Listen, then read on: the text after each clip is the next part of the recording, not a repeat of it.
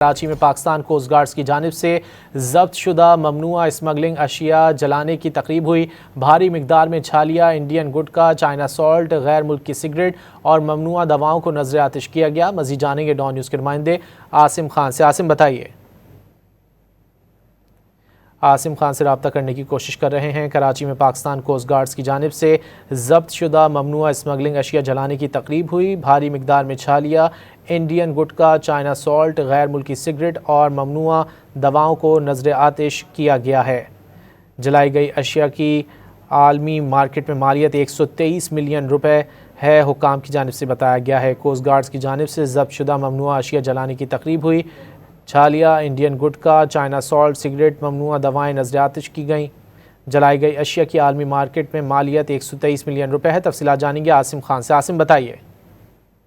یہ Pakistan coast guard کی جانب سے منشیات میں ممنوعہ اسمگلنگ میں پکڑی گئی منشیات جو ہے اس کے جلانے کی ایک تقریب ہوئی ہے، جس میں کئی ٹن جو ہے منشیات جلائی گئی ہے، جس میں چھالیاں ہے، اسمگل شدہ سگریٹ ہے اور دیگر بڑی تعداد میں ممنوعہ چیزیں ہیں جو جلائی گئی ہیں، اور جو ہے اس کی مالیت جو ہے کروڑوں روپے میں بتائی جا رہی ہے جلائی گئی منشیات کی، اور کوسٹ گارڈ کا کہنا ہے کہ اسی طرح کی کارروائیاں جو ہے ملک بھر میں جاری ہیں۔